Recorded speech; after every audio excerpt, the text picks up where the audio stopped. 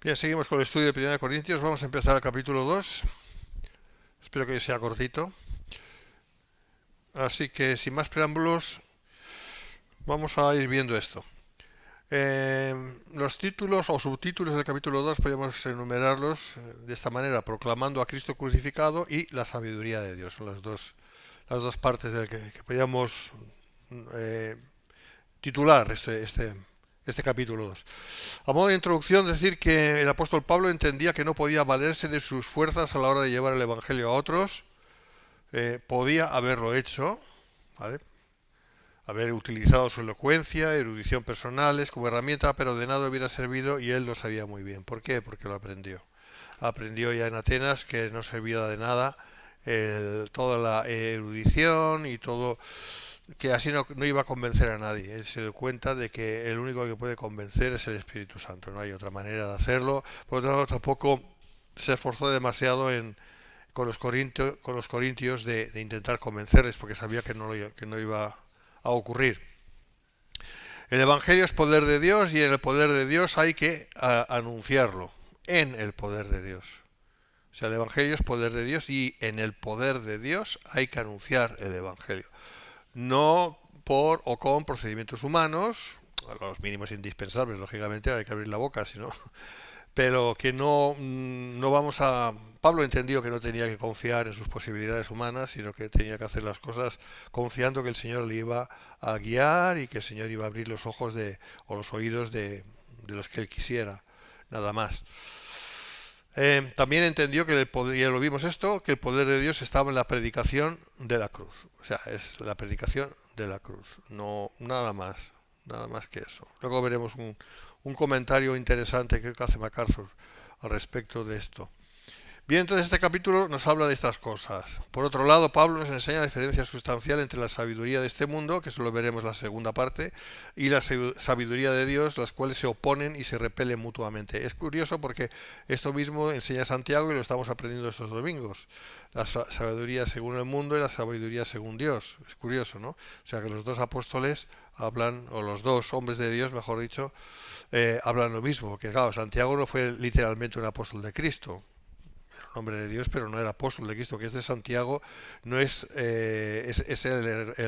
medio hermano del Señor, no era el hermano de Juan, ¿eh? Por lo tanto no era uno de los 12. Pero bueno, ellos hablaban lo mismo, y Pablo tampoco, es curioso. Bueno, entonces, es el Espíritu Santo el que nos hace entender a los que somos de Cristo las verdades de Dios, verdades que el que no es de Cristo no puede en ningún modo comprender. Es curioso porque tú hablas con gente que es muy inteligente, que es muy preparada, que tiene mucho conocimiento de muchas cosas, todo lo que tú quieras, pero si no tienen el Espíritu de Dios no pueden entender el Evangelio. No lo pueden entender. Y tú y yo que somos humanamente hablando, pues nada del otro mundo, normalitos, de ir por casa, como decimos en catalán, de paso catamboli, ¿no? De pan untado con aceite, ya está, ¿no? O sea, poca cosa. Eh, si lo entendemos. ¿Por qué? Pues porque Dios nos lo hace entender y nos lo ha hecho entender. Esta es la grandeza. Entonces la gloria se la lleva Dios, no nos la llevamos nosotros. Y tú puedes intentar convencer con todos los argumentos que tú quieras y con toda la verdad que tú quieras a aquella persona que está muy preparada, que sabe mucho, que ha estudiado mucho, vamos, que todo lo que tú quieras, pero que no tiene nada al Señor, que no tiene al Señor y no vas a poder convencerle de nada. Es más, él seguramente te va a ganar con otras cuestiones, te va a ganar o va a creer que te gana, ¿vale? Porque va a argumentar de manera que tú a lo mejor no vas a saber rebatirle, pero no va a servir de nada porque lo que te va a decir nada que tiene que ver con el poder de Dios, ni con el Evangelio, ni con nada. Por lo tanto, ¿de qué sirve su erudición? Pues de nada tampoco. No, es como el agua y el aceite se repelen. Y es curioso porque esto también ocurre con supuestos cristianos, ¿no? Gente que se llama cristiana y que a lo mejor viene de tradición cristiana y son de cristianos que parece que nacieron cristianos, ¿no? Y toda la vida cristianos. Y les hablas verdades del Evangelio y tampoco lo entienden. Claro, habría que saber si realmente han nacido de nuevo o no. Esto es otra cosa, ¿no? Desde luego, el que no ha nacido de nuevo no puede entender la verdad de Dios. Es imposible. Es imposible. Vale. Eh, Así que en este capítulo entendemos lo evidente del poder de Dios, el cual es ajeno a este mundo pecaminoso y sabio en su propia opinión. Hay pocas cosas peores que ser sabio en propia opinión. Dice que en el libro de Proverbios que el que es sabio en su propia opinión es peor que un necio. O un necio al menos es necio, ya está. Pero el que es sabio en su propia opinión no solamente es necio, sino que además cree que sabe y, y está convencido de que sabe. Entonces, esta persona es peor que un necio. Bien, vamos allá entonces, proclamando a Cristo crucificado, versículos del 1 al 5. Así que, hermanos, cuando fui a vosotros para anunciaros el testimonio de Dios, no fui con excelencia de palabras o de sabiduría. Bueno, aquí entendemos que Pablo ya había ido, lógico, por eso les escribo una carta, porque ya había tenido la experiencia de haber conocido a los corintios, de haberles hablado, de tal, y aquí les recuerda cómo él fue, cómo él se acercó a los corintios. ¿Cómo se acercó a los corintios? Pues tal y como lo está diciendo aquí. ¿Y por qué lo dice? Pues para hacerles recordar, ¿eh? Porque aquella gente en su mente griega olvidaban fácilmente o podían olvidar fácilmente justamente las verdades que aquí Pablo va a estar diciendo. Y ya estamos ya enumerando que la verdad de Dios solo se puede entender por Dios, no de otra manera. Y no hay erudición humana posible que pueda convencer el corazón humano de las verdades de Dios. Por eso dice esto. Es como, hermanos, acordaos que cuando yo fui a vosotros para anunciaros el testimonio de Dios o el Evangelio, acordaos que no fui con muchas palabras ni muy rebuscadas y con un gran entendimiento y una gran erudición. No, no fui así. Bueno, hermanos, cuando fui a vosotros, ¿de dónde venía Pablo? Venía de Atenas. Pero no lo hizo como los típicos maestros ambulantes de sabiduría con los que estaban tan familiarizados los corintios. Claro, es que los corintios estaban familiarizados con los charlatanes que no parecían serlo. ¿eh? Y no hay cosa peor que un charlatán que no parece que lo es, porque sabe adornar muy bien lo que dice, entonces no parece un charlatán, pero es un charlatán. Y estaban muy acostumbrados a este tipo de experiencias. Pero Pablo fue contrario a eso, absolutamente contrario a eso, ¿no? Y fue pues, la sencillez más absoluta, cosa que en primera instancia pues podría haber chocado y seguro que chocó y chocó con muchos los que no iban, los que no estaban destinados a creer, los que era imposible que pudieran creer sencillamente porque no eran llamados por Dios a tal efecto, y estos pues se fueron y solo quedaron los que sí habían sido llamados. Bueno, de eso se trata. Por lo tanto, aquí tenemos una lección también. A nosotros no nos interesa llenar una iglesia de gente. A nosotros nos interesa, puedo utilizar esa misma manera de expresarme, a gente que haya sido llamada por Dios para estar en la iglesia. Ese es el verdadero éxito, si quieres hablar de éxito. Que solo en la iglesia esté la gente que Dios quiere que esté. Testimonio de Dios, en griego el misterio de Dios. En griego la traducción literal es el misterio de Dios.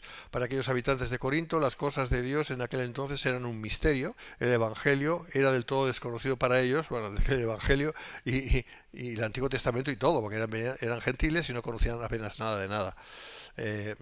Los judíos que hubiera entre ellos sí, pero los gentiles no. A diferencia de todo esto de esta sociedad postcristiana en la cual vivimos, que sí tiene conocimiento de Cristo, tiene un conocimiento aquí en la cabeza, pero que lo ha desechado. Si tuviéramos que comparar, con qué sociedad nos quedaríamos? Bueno, yo me quedaría con aquella sociedad, no con esta. Porque aquella sociedad era virgen. Esta sociedad ha rechazado a Dios. ¿eh? Dice, no fui con excelencia de palabras o de sabiduría. ¿Por qué Pablo no fue con excelencia de palabras y sabiduría? Veremos que esta actitud humanamente superior era la esperada por los griegos, es decir, de ir con excelencia de palabras y de sabiduría. Lo que estaba diciendo, ¿no? A los griegos les impresionaba el oír a hombres que desde su oratoria poderosa y de convicción argumentaran cualquier cosa, lo que fuera. O sea, para ellos era más importante cómo se decían las cosas, cómo se hablaba, se expresaba uno. Eso era más importante que realmente lo que querían decir o lo que se quisiera decir. Eso daba un poco igual. ¿Por qué? Porque no buscaban la verdad, buscaban solamente el adorno de la cuestión, ¿no?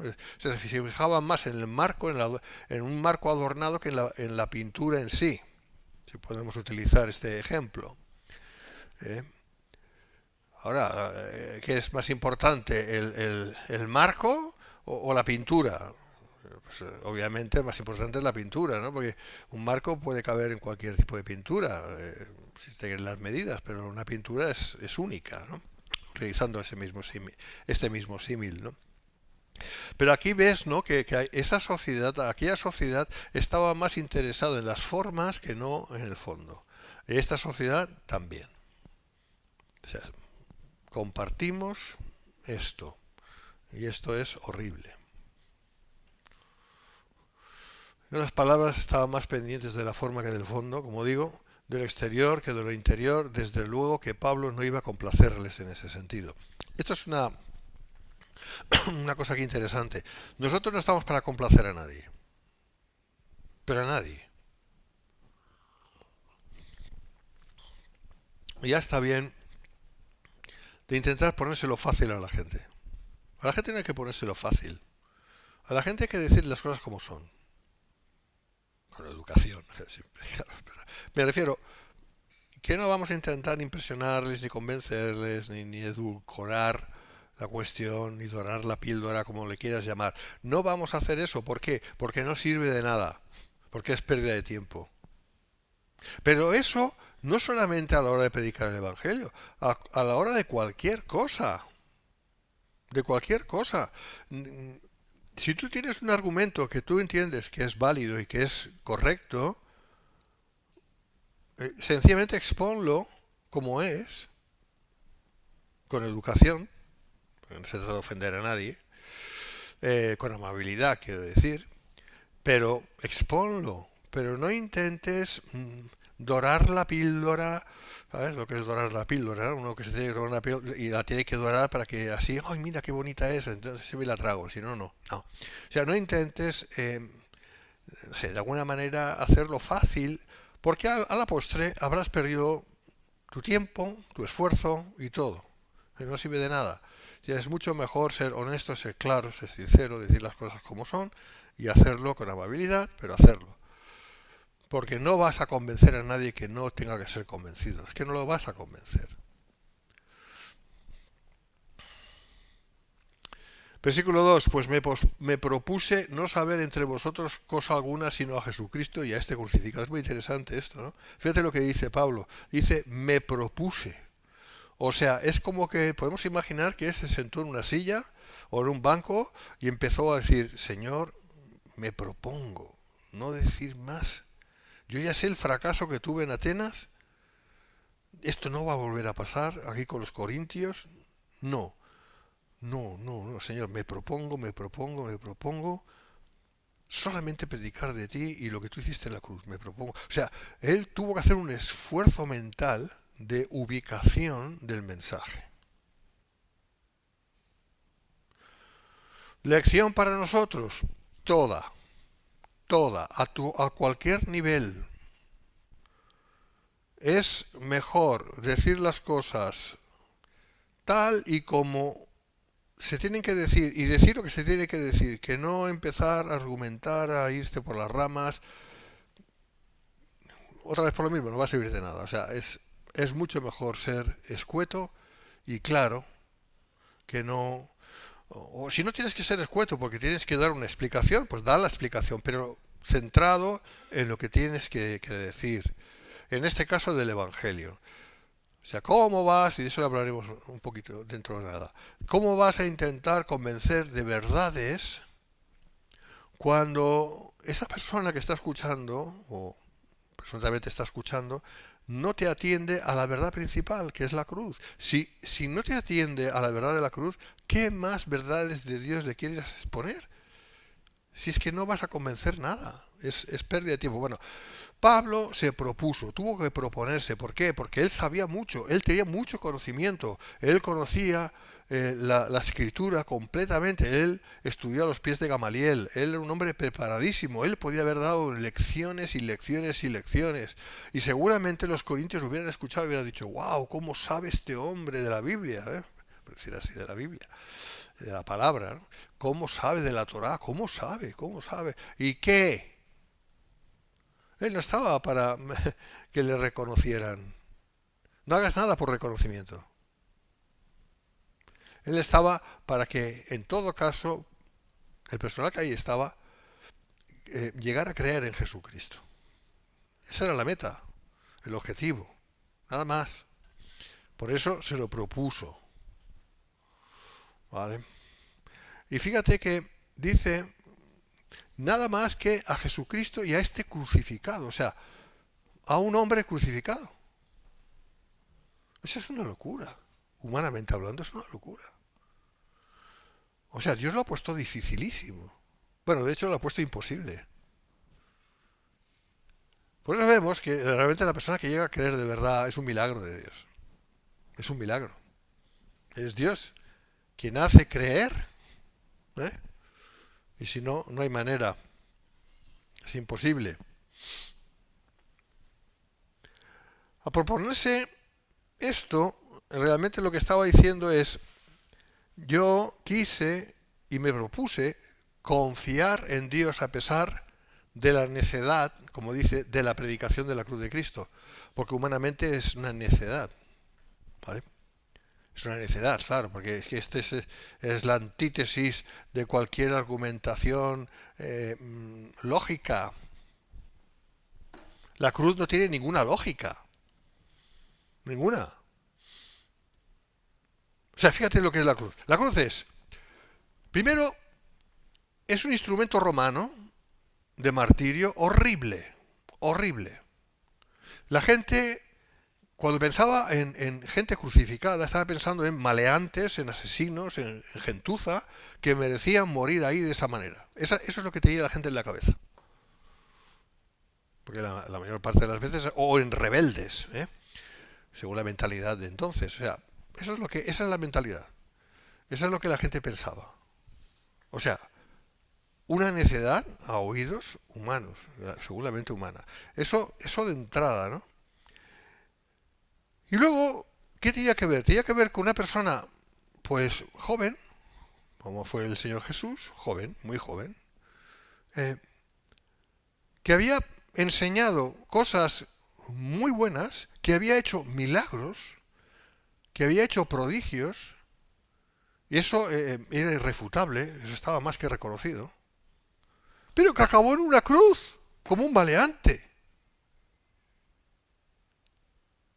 O sea, la gente hubiera esperado, no, es que se levantó un hombre joven, eso sí, eso estaba mal visto ya de entrada, o sea, un hombre de reconocimiento, una persona con reconocimiento, tenía que ser una persona ya de cierta edad, de cierta edad, a menos de unos 40 para arriba, ¿no? Pero, bueno, va, joven, venga, va. ¿Y qué hizo? Oh, el Señor Jesús lo que hizo fue esto y esto y esto, todos los evangelios, ¿no? ¡Wow! Esto me gusta escuchar esto. Esto les gustaba escuchar, ¿por qué? Porque se salía de lo normal. O sea, no era un hombre que solamente el Señor Jesús daba un mensaje bonito, bueno, incluso de una manera conforme al sentido común, ¿no? De hacer el bien. Todo esto la mente humana lo puede entender, lo puede más o menos captar, ¿no? Y además hacía milagros. Eso nos interesa más, porque nosotros lo que queremos es ver cosas que normalmente no ocurren, ¿no? O sea, bien, bien, bien. La gente ahí está ahí escuchando, ¿no? Y luego, tú imagínatelo. Bueno, pues este hombre, al final los romanos lo cogieron, lo apresaron y lo mataron. ¿Ah? ¿Y ya está? ¿Y eso es lo que tenemos que creer? Piensa. O sea, ¿tú has venido aquí a decirnos, a anunciarnos la historia de un fracaso?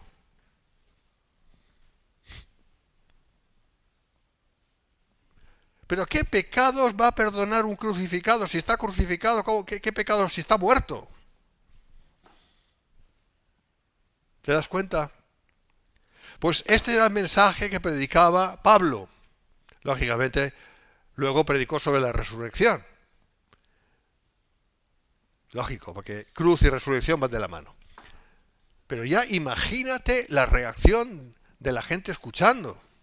De aquella gente que les gustaba mucho escuchar cosas nuevas. Dice, ¿qué? ¿Que volvió a vivir? Anda ya, anda ya. O sea, mira, Pablo, por ahí tienes la puerta. Venga, hombre. Mira, que hubiera muerto, eso es fácil. Eso es fácil. Que hubiera hecho todo lo que hizo, vaya usted a saber. Pero vamos a darlo por bueno. Y que muere y lo matan, eso es muy fácil de entender. Que habiendo sido bueno le tienen por malo, bueno, mira, qué mala suerte. Mala suerte. ¿Vale? Pero ahora me estás diciendo que volvió a vivir. Venga ya, hombre. Anda. ¿Verdad? Lo que pasa es que en esta sociedad estamos acostumbrados a escuchar, toda la gente está acostumbrada a escuchar de Cristo, de la cruz y de la resurrección, y lo dan por hecho. No que lo crean, sino que es como que, bueno, esa es la historia que nos han contado, ¿sabes?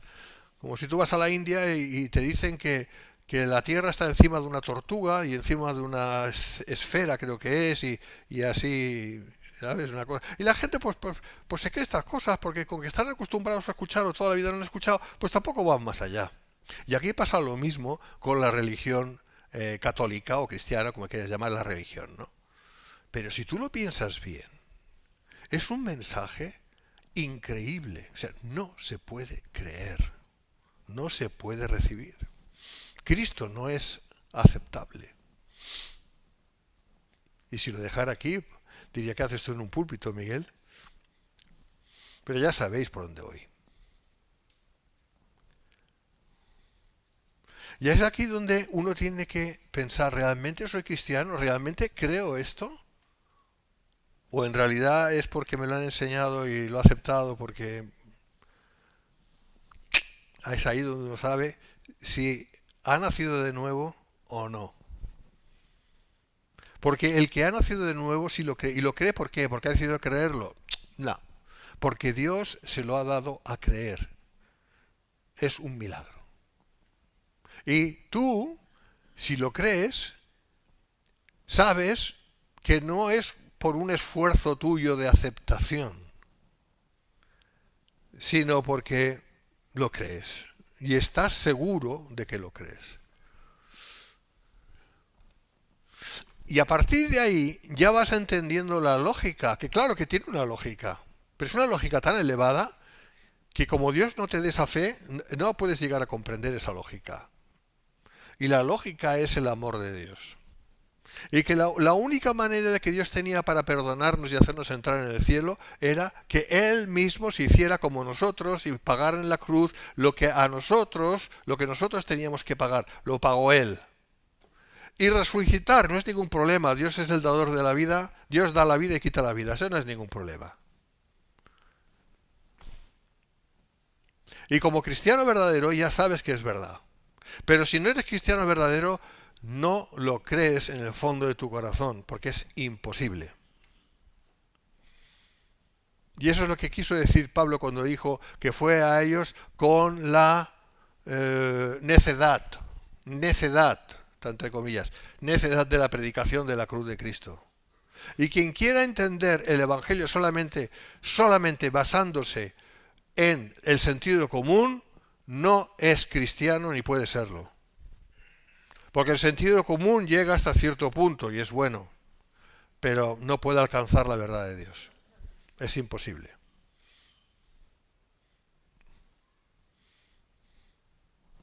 Por lo tanto, no perdamos el tiempo con la gente. A la gente solo hay que decirle lo que Pablo decía. Tú eres un pecador, necesitas que Dios te perdone los pecados y la única manera es creer en el crucificado. ¿En un tío muerto voy a creer? Sí. En un tío muerto, como tú dices, que al tercer día resucitó. Sí. Pero yo no puedo creer eso es una tontería. Ya, vale, pues ya está, no tengo nada más que decir. Eso es todo lo que te puedo decir. Eso es lo que hizo Pablo. Y ahí nos hemos pasado la vida intentando convencer y convencer al personal alrededor nuestro, y venga, y los familiares, y venga, y dar argumentación por aquí, argumentación por allá, intentando. No sirve. No vamos a hacerlo mejor que lo hizo Pablo.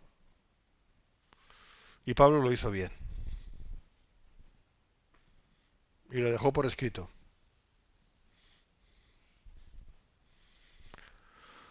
Así que Pablo no se valió de la oratoria, la cual no creemos estuviera alejada de sus labios.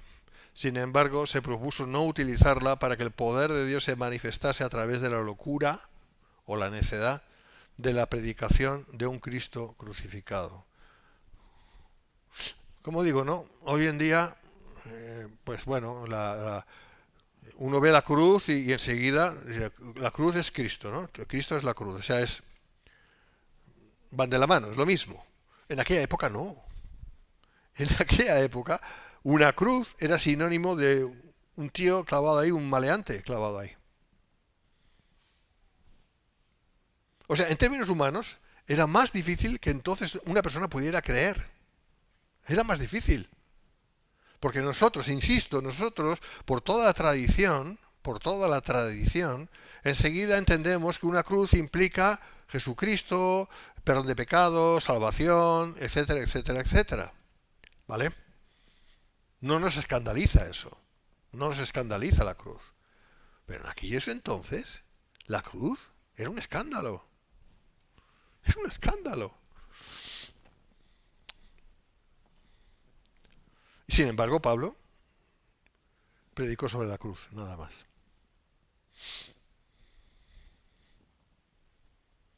Interesante, ¿no?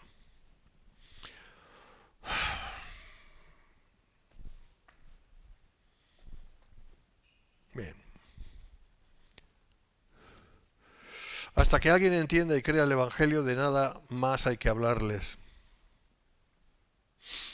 La predicación de la cruz predominó tanto en la iglesia primitiva que los creyentes fueron acusados de rendir culto a un hombre muerto.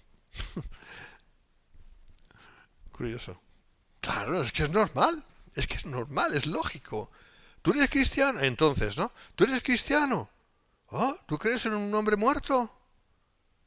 ¿Tú eres tonto? ¿Tú eres tonto que va a ser un hombre muerto? ¿Qué?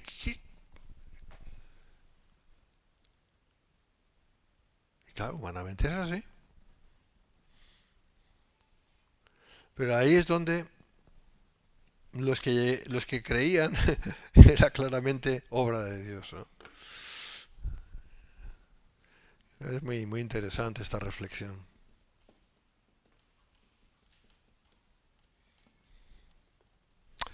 Hasta hace pocos años, la mayoría de la gente podía decir, no, no, yo sí creo, yo soy creyente, sí, sí, sí. Hoy en día ya no, pero hasta hace pocos años, yo soy creyente, sí, sí, sí, sí, yo claro, creo, yo leo la Biblia, la he leído nunca, pero la leen, así, y sí, sí, yo creo, yo creo. Algo tiene que haber, algo tiene que haber, ¿eh? Sí, sí, sí, pero yo soy creyente, yo soy creyente. Yo creo, sí, soy cristiano, soy católico, claro, católico toda la vida, toda la vida. A misa no voy, no creo en los curas, no creo en los curas, pero sí, sí, yo sé que hay un Dios y todo. ¿Por qué hablaban así? Pues eso es lo que habían aprendido. Eso es lo que habían aprendido. Y ahora, en los últimos años, que ha habido una descristianización absoluta, ya la gente se siente con el valor de decir, no, aquello es una patraña, aquello es mentira. Mira, casi es mejor eso, fíjate lo que te digo, porque al menos van más a las claras. Y no nos hacen perder el tiempo a nosotros.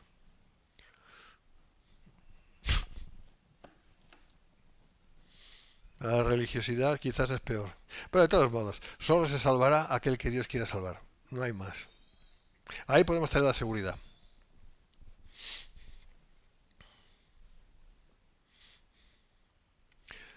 Así que Pablo confiaba en el poder de Dios y en el llamamiento de Dios. Él no intentaba persuadir en sus fuerzas a las gentes a que aceptaran a Cristo porque sabía que era el mismo Dios el que persuade por su espíritu a quien Él quiere. Es interesante porque también en los últimos años han salido muchas técnicas de evangelización. El evangelismo explosivo, ¿eh? Técnicas así que bueno, que si tú sigues, haces esto, como si siguieran un manual de ventas, ¿no? Los vendedores que siguen su manual, pues tú haces esto, hablas así, dices esto, tal, tal, tal, por ahí les coges, por ahí, por allá, ¿sabes? Por ahí, y al final, o sea, es una mente arminiana tan corrupta, porque lo que se ha pretendido con esto es, tú tienes la posibilidad de ganar almas, de convencer a la gente. Es que no han leído Primera de Corintios capítulo 2. Pero claro, esto infla el ego de uno. No, he conseguido tantas almas para Cristo. He conseguido. Dios me usa. ¿Qué pasa con ese cristiano que nunca ha salvado un alma? Que nunca ha ganado un alma. Y ha hablado a la gente. ¿Cómo se puede sentir? ¿Cómo se puede sentir? Pero claro, poner el peso en que tú, con tu esfuerzo, ganarás almas. Y ese es el éxito como cristiano. Esa mentira tan grande hace que los que Dios, bueno, pues les usa, pues tengan la posibilidad de tener un ego muy grande, un orgullo espiritual muy grande. En cambio, aquellos que pues, Dios no usa para salvar, porque bueno, no todo el mundo gana almas, ¿no? Por mucho que se hablen, ¿cómo se puede sentir? Pues como una basurilla. Yo no, algo me pasa que Dios no me usa, Dios no salvo almas, no gano almas, no tengo éxito.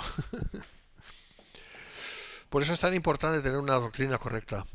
Muy importante, hablo de los cristianos, muy importante tener la doctrina correcta. Nosotros no ganamos almas, nosotros no ganamos nada. Es Dios quien lo hace y si Dios te quiere usar, bien. Y si Dios no te quiere usar, bien también. Ya te usará de otra manera. Eso no, sí, con eso no estoy diciendo que no hablemos a la gente. Lo que estoy diciendo es que, aun y hablando a la gente, no necesariamente vamos a convencer a nadie. A lo mejor en otros tiempos será diferente, en otros lugares, pero aquí en España ahora mismo, pues la situación es la que es y ya está. Pero tú sigue hablando, porque lo que tenemos que hacer es hablar. O sea, somos llamados a hablar el Evangelio. Somos llamados a hacer lo que hizo Pablo. Predicar la necedad del Evangelio, la necedad de un Cristo crucificado. Eso es lo que tenemos que hacer siempre que podamos.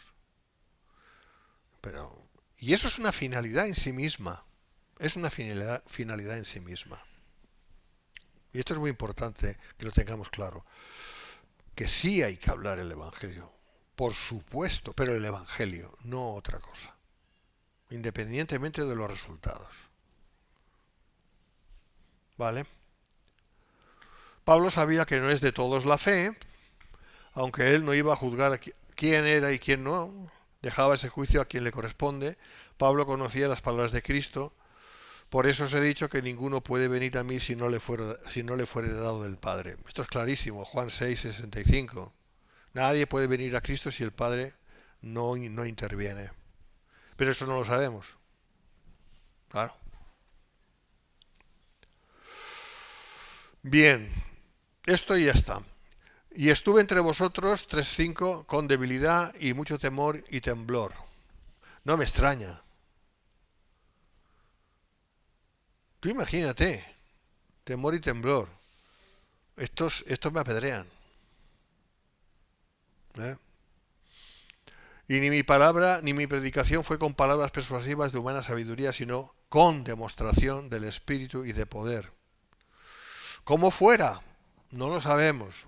Muy presumiblemente en aquella época sí sabemos que Dios utilizaba a sus portavoces haciendo señales y prodigios, sanando gente y cosas echando fuera demonios, etcétera, etcétera. Sobre todo en aquella época, ¿no? Y eso es lo que Pablo hizo. Entonces, claro, eso apoyaba el mensaje del crucificado.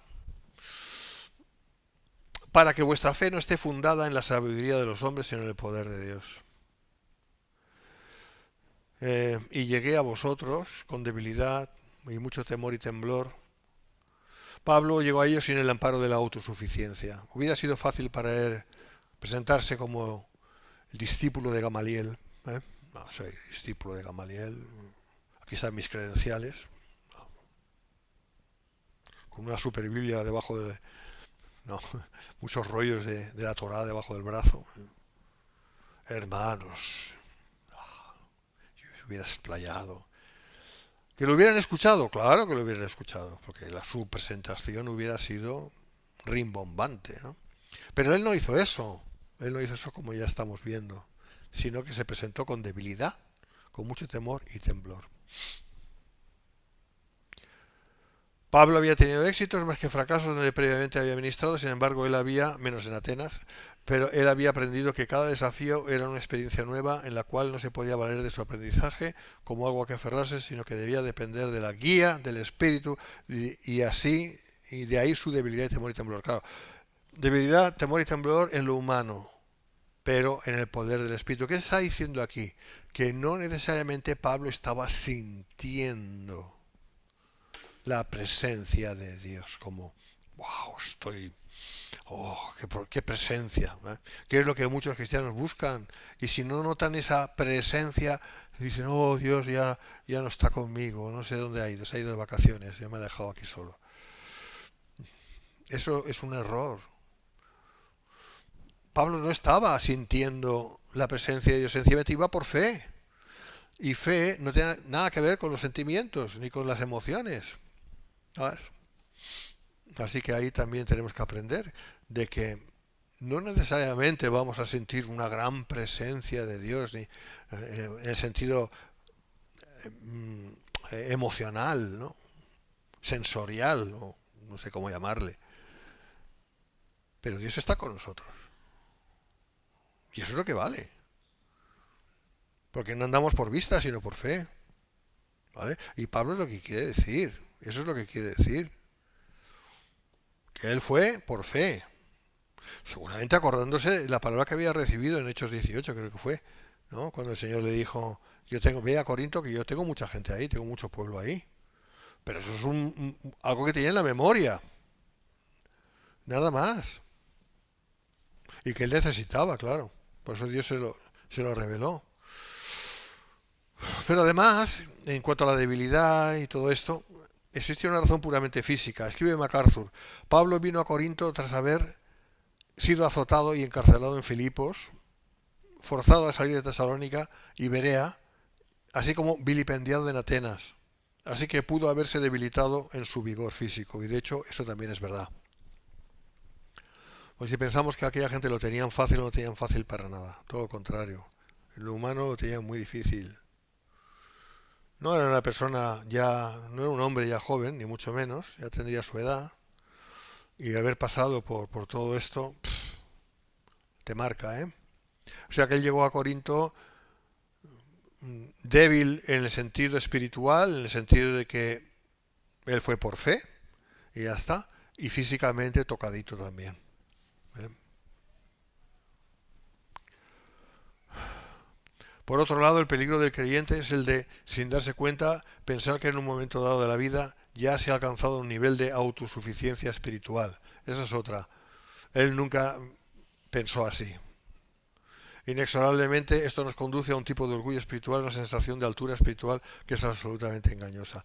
Nosotros pensamos acaso que Pablo se sentía como, bueno, aquí soy yo un superapóstol. No, todo lo contrario. Él, conforme iban pasando los años, cada vez se veía menos, porque se daba cuenta de que delante del Señor no somos nada.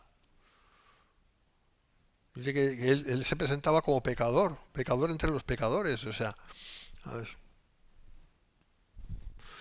Tener mucho cuidado con el orgullo espiritual. Y sin embargo fue el mayor apóstol de la iglesia, ¿no? Era a la vez el mayor apóstol de Cristo. Podemos decir, porque fue el que trajo, Dios lo utilizó para traer la doctrina apostólica sobre todo es suya, sobre todo digo. Pero él era consciente de sus limitaciones humanas y totalmente dependiente del Espíritu Santo. Así que su debilidad, temor y temblor no son palabras bonitas, sino que en realidad no solo era cuestión física, él no confiaba en sus habilidades, experiencia, dones, de ahí que en lo humano él estaba en debilidad y temor y temblor. Pero en 1 Corintios 4:20, sino con demostración del Espíritu de poder, ahí también se puede ver más, en el capítulo 4 ya lo veremos, era poderoso en Dios. E insisto en eso, no porque lo sintiera, lo experimentara, porque notaba, no, sino era todo un andar en fe, nada más. En fe y por tanto en confianza. Vale.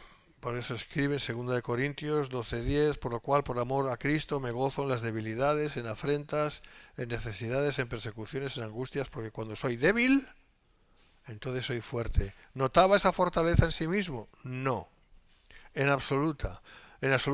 ¿Era fuerte en sí mismo? Tampoco. Era débil. Pero justamente cuanto más débil se veía, más confiado estaba en el Señor y más poder de Dios tenía en su vida. Todo lo puedo en Cristo que me fortalece. Es lo que dice en Filipenses. Lo vamos a dejar aquí y ya seguiremos. Bien, Dios os bendiga, hermanos.